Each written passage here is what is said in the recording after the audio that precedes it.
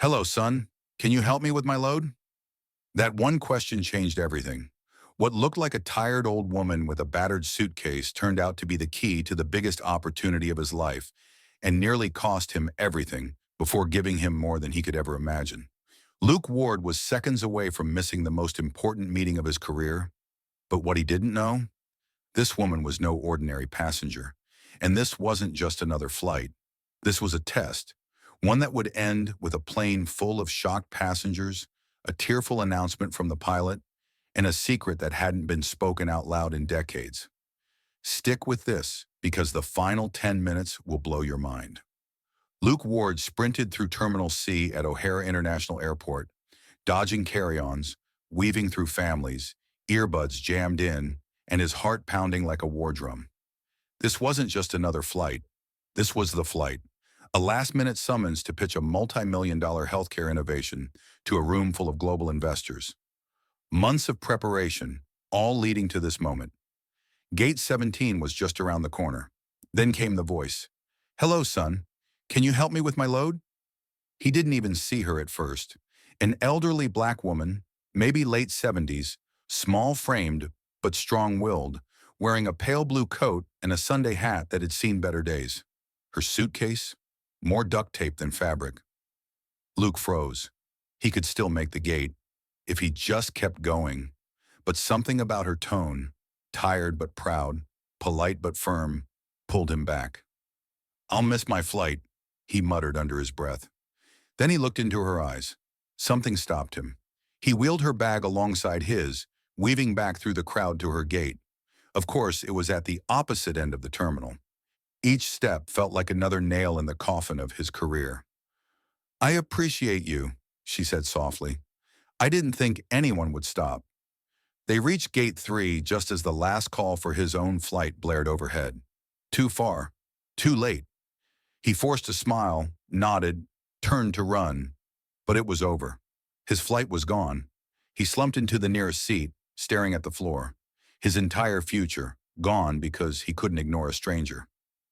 "Mr. Ward!" A stern voice snapped him out of his daze. Two uniformed TSA agents stood in front of him. "You fit the description of a person who bypassed security at Gate 17, one said. "What? No! I just helped this woman with her bag. I never bypassed anything." The elderly woman was gone. Nowhere to be seen. "I think you should come with us." Luke felt the heat rise in his face. This wasn't just a missed flight now. This was a misunderstanding turning into a disaster. 30 minutes in the security office, explaining, repeating, replaying footage. Finally, one of the agents leaned forward. "You know who she was?" Luke blinked. "Who?" The agent turned the monitor. There she was, the woman, smiling, waving. "That's Mrs. Bernadine Fletcher." Still nothing. The widow of Harold Fletcher, one of the founders of the Freeman Initiative. That suitcase? She's been carrying the original Freedom Charter signed in 1964. She was on her way to speak at the Congressional Hall of Remembrance. Luke stared, stunned. "She asked for help," the agent added. "She told us you were the only one who stopped."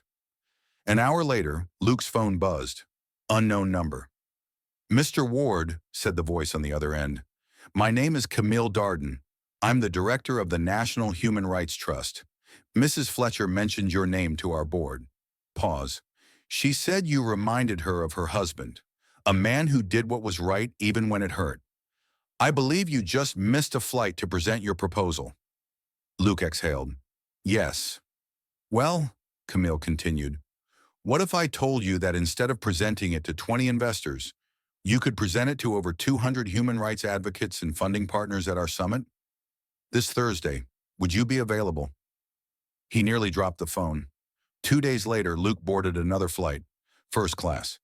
As he settled into his seat, a woman across the aisle smiled. "You're Luke, right? The one who helped Mrs. Fletcher? My daughter showed me the video online." He turned.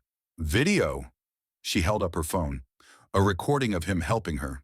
The bag, the moment they walked together. It had gone viral. "Act of kindness at O'Hare," viewed 4.7 million times. Fletcher Hero was trending. That elderly woman's single sentence had rewritten everything. At the summit, Luke gave his pitch. The room was silent, then erupted in applause. He wasn't just offered funding, he was offered partnership. He was offered purpose. Later that evening, Mrs. Fletcher approached him, still proud, still poised. "You passed," she said. Luke tilted his head. "Passed what?" She smiled. "My late husband used to say, when a man is rushing towards success, put a weight on his soul and see if he still reaches back." She extended her hand. "You reach back, son.